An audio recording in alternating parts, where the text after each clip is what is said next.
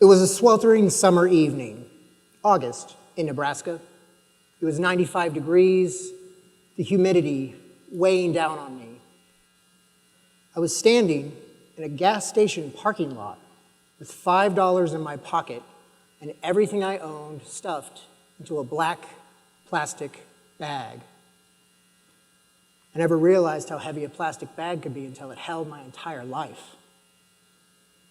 I watched people stop at the gas station to buy a snack or to fill their tank before heading home. I didn't have a home, just a parking lot, $5, and a plastic bag. It was my first day in Lincoln in 2012. I moved here from California, where I'd spent years cycling through homelessness, addiction, and chaos. My grandparents tried to help by letting me stay on their farm southeast of here, but that didn't last. And a few weeks later, they dropped me off at that gas station with my $5 and everything I owned in a bag. Most of you would call that rock bottom, but for me, that was just a Tuesday. I've been in situations like that more times than I can remember, standing in a parking lot with no plan, nowhere to go, and no one to call. That was my life. That life taught me skills most people never have to learn. I could read a room in seconds, see who'd help, who'd hurt, or who'd ignore me. I could spot resources where others saw nothing, where to find a meal, free clothes, or a safe place to sleep. I could build trust with strangers faster than most people trust their neighbors. Now, back then, I thought these were just survival tactics, the things I had to do to make it through another day. But later on, I realized they were something else. They were proof that what looks like instability is actually possibility. That the skills I built on the edge of chaos aren't weaknesses, they're strengths. When I tried to rejoin normal society, I ran into systems designed for stability. Every application asked for work history. How do you explain years of surviving on the streets? A high school diploma? I was locked up when I should have been in high school. References? From who? My drug dealer? So when they looked at me, a high school dropout with a felony record and a history of addiction, they saw instability. They saw threat. They saw chaos. They were right to see chaos, but were they right to fear it?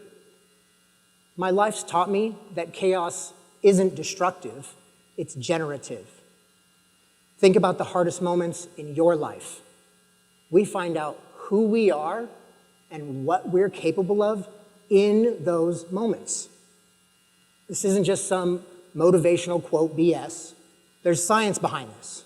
It's called the edge of chaos, the place between perfect order and complete disorder where complex systems thrive, where possibility becomes reality. Living outside when it's below freezing, resources are scarce. No heat, no electricity, you gotta stay warm to stay alive.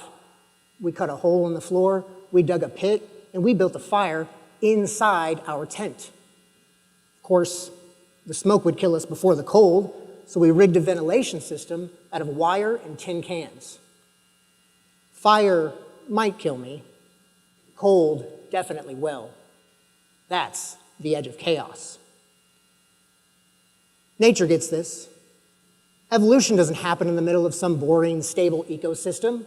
It happens where the ocean slams into the cliffs, where the desert runs into the mountains, where everything is fighting to survive and has to adapt or die. We're no different. Our companies, our communities, our lives all thrive on the edge of chaos, but we keep building everything backwards. We create rules for stability, we hire for predictability, we promote conformity, and every single time we make ourselves weaker, not stronger. But what happens when we build differently? There's a nonprofit here in Lincoln. They provide housing for individuals coming out of incarceration. Their building sits right next door to an assisted living facility. These are two populations our system says should never mix. One seen as vulnerable, the other seen as a threat. And the assisted living facility wasn't thrilled. They wanted their stable, predictable center. Then COVID hit.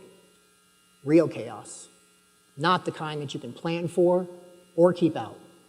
And the elderly residents were locked down. No visits, no trips, just isolation. You know who knows something about isolation? The formerly incarcerated neighbors. People who've endured prison, who've experienced solitary confinement, know what it's like when the walls close in, when the days blur together, when the disconnection becomes unbearable. So they gathered together in the parking lot. They set up speakers, and they put on a fireworks show for their elderly neighbors. And for one moment, the isolation disappeared. Lights, sound, colors spilled into the windows of the assisted living facility, and in the middle of fear and disconnection, there was joy. If we'd listened to the rules of stability, this never would have happened. People with criminal records living next door, you don't want that. Shooting fireworks, blaring music, some of you would call the police. But at the edge, something new emerged. Connection, resilience, even healing. Because excellence isn't at the center, it's at the edge. Here's the danger we're in. The more we build for the stable center, the more brittle we become. The more brittle we become, the further we retreat into the stable center. It's a death spiral disguised as safety. Picture a machine, perfectly engineered, every part in place, yet one grain of sand can bring it to a screeching halt. So we scramble, we make it tighter, more controlled, we keep out every grain of sand. But what happens when a sandstorm comes? The machine shatters. A system built only for stability always shatters when real chaos shows up. But a system built for the edge doesn't break in a sandstorm. It bends, it adapts, it grows stronger. 13 years ago, I was standing in a gas station parking lot with $5 in my pocket and everything I owned stuffed into a black plastic bag. Today, I'm standing on this stage.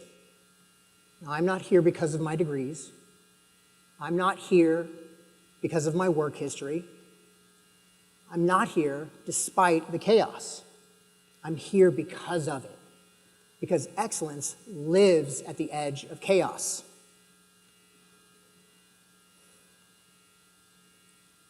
What excellence are you missing out on because it feels too close to the edge?